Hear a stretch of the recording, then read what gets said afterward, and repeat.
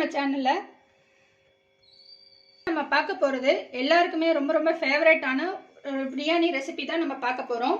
திண்டுக்கல் தலப்பாக்கட்டி பிரியாணி. இது வந்து ரொம்ப ரொம்ப ஃபேமஸான ஒரு பிரியாணி ரெசிபி. ஸோ இதை வந்து நம்ம ஈஸியாக எப்படி நம்ம வீட்டிலேயே செய்யலாம் அப்படின்னு தான் நம்ம பார்க்க போகிறோம். வாங்க நம்ம ரெசிபிக்குள்ளே போகலாம்.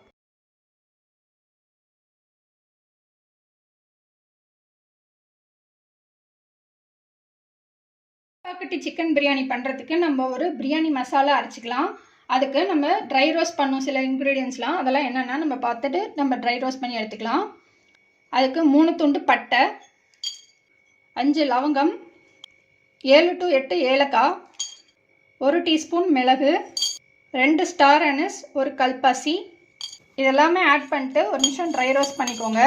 நல்லா இந்த வாசம் நல்லா வறுத்து நல்லா இந்த வாசம் வரும், அது வரைக்கும் ட்ரை ரோஸ்ட் பண்ணிட்டு நம்ம இதை ஒரு கோர்ஸ் பவுடராக அரைச்சி எடுத்துக்கலாம். இப்போ பாருங்கள், நல்லா ட்ரை ரோஸ்ட் பண்ணியாச்சு. ஒரு 2 minutes ட்ரை ரோஸ்ட் பண்ணிங்கன்னா போதும். ஸ்லோ ஃப்ளேமில் வச்சு ட்ரை ரோஸ்ட் பண்ணிக்கோங்க, ஹை ஃப்ளேமில் வச்சு பண்ணாதீங்க. இப்போ இது ஆறுனதுக்கப்புறமா நம்ம ஒரு கோர்ஸ் பவுடராக அரைச்சி எடுத்துக்கலாம். இப்போ நம்ம ரோஸ்ட் பண்ணி வச்ச மசாலாலாம் நல்லா ஆறிடுச்சு. இதை நம்ம கோர்ஸ் பவுடராக அரைச்சி எடுத்துக்கலாம் மிக்ஸி ஜாரில் போட்டு. பாருங்கள், இந்த மாதிரி நல்லா கோர்ஸ் பவுடராக நம்ம அரைச்சி எடுத்துக்கலாம். இப்போ பிரியாணி செய்ய ஆரம்பிச்சிடலாம். அதுக்கு நம்ம பிரியாணி பாட்டில் ஒரு 3 டேபிள் ஸ்பூன் அளவுக்கு கடலெண்ணெய் ஆட் பண்ணுறோம். கூடவே நெய் 2 டேபிள் ஸ்பூன் அளவுக்கு ஆட் பண்ணுறோம். இந்த எண்ணெயும் நெய்யும் நல்லா சூடானதுக்கப்புறமா இதில் 2 பிரிஞ்சி இலை ஆட் பண்ணிக்கலாம். கூடவே ஃபைனாக சாப் பண்ண 3 பெரிய வெங்காயம். இந்த வெங்காயம் நல்லா டிரான்ஸ்லூசண்ட்டாக குக் ஆகணும், அது வரைக்கும் நல்லா வதக்கி எடுத்துக்கோங்க.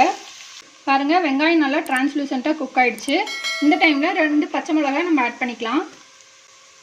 கூடவே 1/4 கப் அளவுக்கு கொத்தமல்லி தழை ஆட் பண்ணிக்கலாம். 1/4 கப் அளவுக்கு புதினா தழை ஆட் பண்ணிக்கலாம். இது ரெண்டும் ஆட் பண்ணிட்டு நல்லா மிக்ஸ் பண்ணிடுங்க. இது நல்லா மிக்ஸ் பண்ணதுக்கப்புறமா இதில் 2 டேபிள் ஸ்பூன் அளவுக்கு இஞ்சி பூண்டு பேஸ்ட் ஆட் பண்ணிக்கலாம்.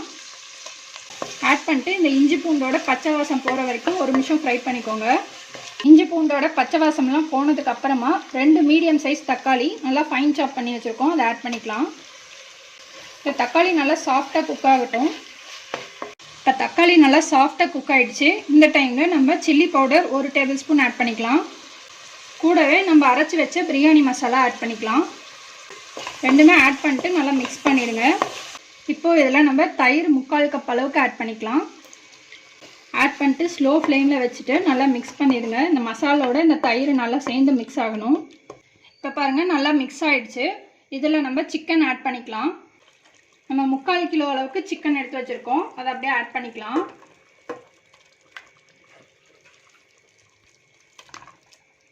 போட்டுட்டு இதுக்கு தேவையான அளவுக்கு நம்ம உப்பு ஆட் பண்ணிக்கலாம். ஆட் பண்ணிட்டு நல்லா மிக்ஸ் பண்ணிடுங்க. தண்ணி எதுவுமே ஊற்றக்கூடாது, நல்லா இந்த மசாலாவோடு சேர்ந்து நல்லா இந்த சிக்கனை மிக்ஸ் பண்ணணும். இப்போ இதை நல்லா மிக்ஸ் பண்ணியாச்சு. இதை ஒரு லிட்டு போட்டு க்ளோஸ் பண்ணிவிட்டு ஸ்லோ ஃப்ளேமில் வச்சு ஒரு 10 நிமிஷம் நல்லா கொதிக்க விடுங்க. 10 நிமிஷம் ஆயிடுச்சு. நம்ம ஓப்பன் பண்ணி பார்க்கலாம். பாருங்கள் எவ்வளோ சூப்பராக ரெடி ஆகிருக்குன்னு. நல்லா அந்த சிக்கன்லேயே தண்ணி விட்டு சூப்பராக குக் ஆகிருக்கு. இந்த டைமில் நம்ம ஊற வச்ச அரிசி ஆட் பண்ணிக்கலாம். நான் 3 டம்ளர் அளவுக்கு ஜீரக சம்பா அரிசியை ஒரு 20 நிமிஷம் ஊற வச்சு வச்சுருக்கேன். அதை தண்ணி வடிச்சிட்டு ஆட் பண்ணிக்கோங்க.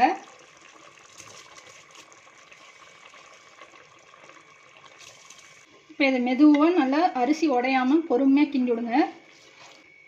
ரைஸ் நல்லா மிக்ஸ் பண்ணதுக்கப்புறமா நம்ம தண்ணி ஆட் பண்ணிக்கலாம். 1 கப் ஜீரக சம்பா அரிசிக்கு 1/2 கப் தண்ணி. நான் 3 கப் எடுத்திருக்கேன், அதுக்கு 4/2 கப் அளவுக்கு தண்ணி ஆட் பண்ணுறோம். ஆட் பண்ணிட்டு நல்லா மிக்ஸ் பண்ணிவிட்டு ஃப்ளேம் ஹை பண்ணிக்கோங்க. ஹை பண்ணிவிட்டு இந்த அரிசியும் தண்ணியும் ஈக்குவலாக வர வரைக்கும் நல்லா இதை பாயில் பண்ணிக்கோங்க. இந்த தண்ணி கொதிக்கும் போதே இதில் 1 டீஸ்பூன் அளவுக்கு லெமன் ஜூஸ் ஆட் பண்ணிக்கலாம். இப்போ பாருங்கள், ரைஸும் தண்ணியும் ஈக்குவலாக வந்துடுச்சு. இப்போ நம்ம இதை தம் போட்டுடலாம். இப்போ இது ஒரு அலுமினியம் ஃபாயில் ஷீட் போட்டு நல்லா கவர் பண்ணிக்கோங்க. இப்போ இதை நம்ம நல்லா டைட்டாக க்ளோஸ் பண்ணிடலாம். க்ளோஸ் பண்ணிவிட்டு நல்லா வெயிட் இது மேலே ஏதோ ஒரு வெயிட் மேலே வச்சுட்டு நல்லா இந்த காற்று வெளியில் போகாத மாதிரி நல்லா க்ளோஸ் பண்ணி விட்ருங்க. க்ளோஸ் பண்ணிவிட்டு நல்லா சிம்மில் வச்சுட்டு ஒரு 15 மினிட்ஸ்க்கு தம் போட்டு எடுத்துக்கலாம். இப்போ நம்ம பிரியாணி ரெடி ஆகிடுச்சு. பாருங்கள் எவ்வளோ சூப்பராக ரெடி ஆகிருக்கு. நல்லா ஒரு 15 மினிட்ஸ் தம் போட்டு ஒரு 5 நிமிஷம் அப்படியே விட்டுட்டோம். ஆஃப் பண்ணிவிட்டு எவ்வளோ உதிராக சூப்பராக ரைஸ் ரெடியாக இருக்குது பாருங்கள். நல்லா சூப்பர் ஸ்மெல்லாக சூப்பராக இருக்குது பாருங்கள். நம்ம திண்டுக்கல் தலப்பாக்கட்டி பிரியாணி சூப்பராக ரெடி ஆயிடுச்சு. நல்லா சூப்பராக ஃப்ளேவர்ஃபுல்லாக சூப்பராக இருக்குது. இது கூட நான் குண்டூர் சிக்கன் ஃப்ரையும் வச்சுருக்கேன். இதனுடைய ரெசிபி நான் அப்புறமா ஷேர் பண்ணுறேன் இன்னொரு வீடியோவில்.